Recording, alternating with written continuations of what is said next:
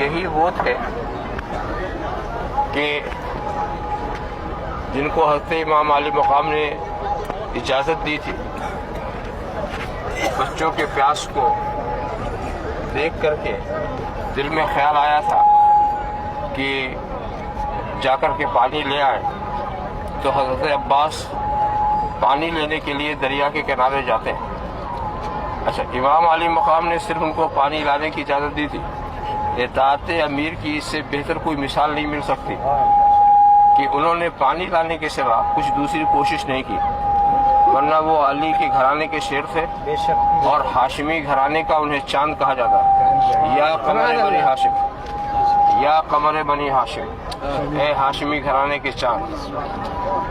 بہت ہی باعظمت اور حیدری قوت ان کے بازو میں. وہ جاتے ہیں پانی لینے کے لیے، دریا تک پہنچ جاتے ہیں. لوگ رکاوٹیں ڈالتے ہیں مگر کوئی رکاوٹ ڈال نہیں سکتا. کسی کی ہمت نہیں پڑتی کہ سامنے آئے. جو آتا ہے ہمت نہیں ہوئی، ان میں اتنی بہادری کہ وہاں پر پہنچ گئے. اور پہنچنے کے بعد انہوں نے، ان کے دل میں خیال آیا کہ اب میں دریا کے پاس پہنچ گیا، لاؤ پانی پی لوں. پھر خیال آیا کہ نہیں، بچے تو پیاسے ہیں، میں یہاں پانی پیوں یہ میرے لیے مناسب نہیں. اور خیر انہوں نے تو یہ سوچا، ان کے اندر ایک انسان کا دل تھا اور وہ بڑے اونچے مقام کے لوگ تھے، مگر ان کا جو گھوڑا وہ بھی تو پیاسا تھا. اس نے بھی سوچا کہ ہمارے امام نے نہیں پیا تو ہم بھی پانی نہیں پیتے. اس پیاسے گھوڑے کے اوپر پانی مشکزے میں لے کر یہ چلنے کے بعد لوگوں میں ایک حیرانی پیدا ہو جاتی ہے کہ اگر یہ پانی خیمے تک پہنچ گیا تو پھر یہ قافلہ ہمارے قابو میں نہیں آئے گا. یعنی یہ تو بزدلی کی انتہا دکھائی دی، بزدلی کی انتہا کہ بھوکے پیاسے لوگ. اور یہ انسانیت کے خلاف بات ہے کہ کسی کے پر پانی بند کیا جائے. اب جناب والا پھر وہاں سے حضرت عباس پانی لے کے چلتے ہیں تو جس ہاتھ میں لے کے چلتے ہیں اس ہاتھ پر کسی شقی نے ضرب لگائی، وہ ہاتھ کٹ جاتا. آپ دوسرے ہاتھ میں لے لیتے ہیں، اس پر ہاتھ پر ضرب لگائی، وہ ہاتھ شہید ہو جاتا. آپ اپنے ہونٹوں سے اس کو پکڑ لیتے ہیں. خاص بات انہوں نے یہ کی کہ امام نے صرف پانی لانے کو کہا تھا اور کوئی بات، ورنہ اگر وہ جنگ کرنے پر آ جاتے تو مشکیزہ کو الگ پھینکتے اور ان کو ان کے کیفر کردار تک پہنچا دیتے. مگر امام نے تو صرف پانی لانے کو کہا تھا، اس لیے اس کے سوا انہوں نے دوسری کوئی تدبیر سے اپنے بچاؤ کی کرتے رہے. اور اس کے بعد جب وہ انہوں نے ہونٹوں سے پکڑ لیا اس کو زور سے مشکیزے کو، تو پھر دشمنوں نے تیر کے ذریعہ مشکیزے کے اندر سوراخ پیدا کیا. سوراخ پیدا ہونے سے سارا پانی اس میں سے نکل گیا. اور اس کے بعد دونوں ہاتھ تو ختم ہی ہو چکے تھے اور بے بسی کا عالم تھا. ہر طرف سے تیروں کی بوچھار، نیزوں کی مار. اور آپ وہاں سے جب شہید ہو کر گرتے ہیں، یا حسینہ کہہ کر کے، یا خواہ اے میرے بھائی، یہ حسین کہہ کے نعرہ کرتے ہیں، یا امام اے میرے امام کہہ کر کو نعرہ وہ لگاتے ہیں. حضرت امام ان کی لاش پہ آتے ہیں.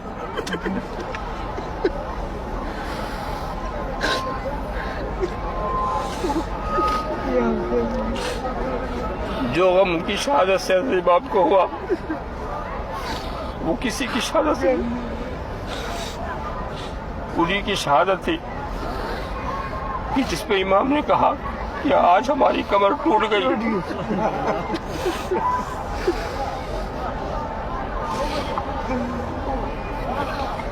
تو یہ مجاہدین، یہ خدا کے شیر،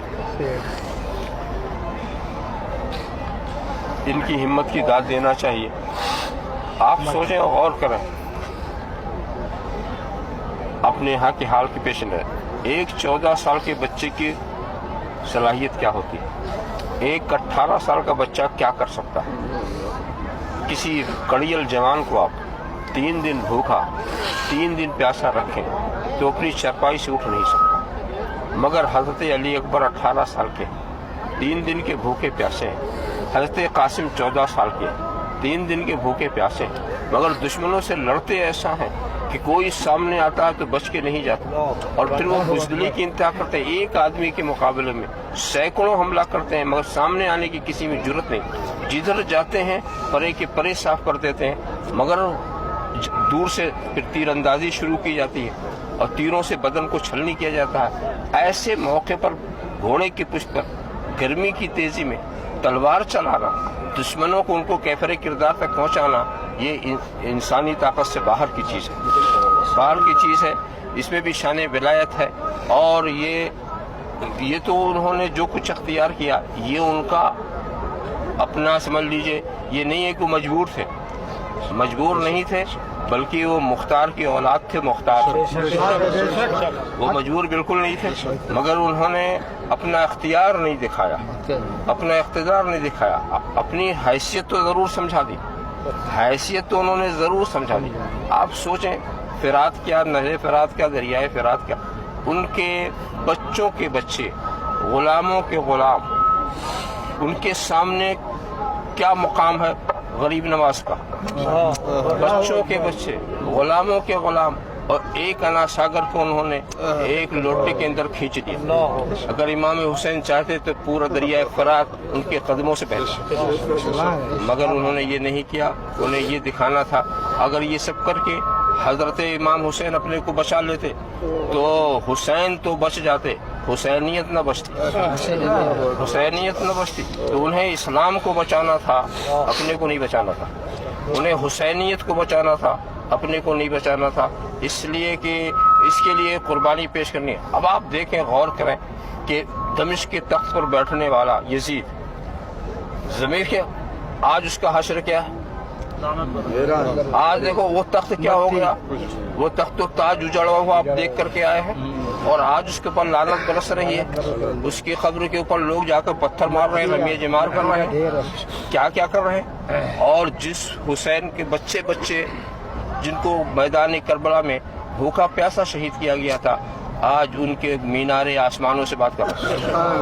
یہ قلعہ، یہ سلطنت، دلوں پر یہ حکومت، اور اس کے بعد یہ کتنی بڑی کامیابی کی بات ہے۔ یزید کی یہ سب سے بڑی ناکامی ہے کہ جو یزیدی خیال کے لوگ ہیں مگر اپنے کو یزیدی کہنا پسند نہیں کرتے، اور حسین کی یہ کتنی بڑی کامیابی ہے کہ ہر کلمہ پڑھنے والا اپنے کو حسینی سمجھتا ہے،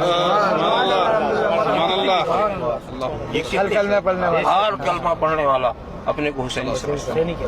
یہ اتنی بڑی کامیابی، آپ کتنی دور سے یہاں آئے، کیوں آئے، کون سی طاقت کھینچ رہی ہے، کیوں آئے؟ آپ سمجھتے ہیں کہ یہاں کچھ ہمیں ملتا ہے، یہاں ہمیں ملتا ہے، اور اس لیے ہم آئے۔ تو یہ بہت بڑا آستانہ، بہت بڑا دربار، رب تبارک و تعالیٰ کا شکر ہے کہ اس نے ہمیں یہاں تک پہنچایا۔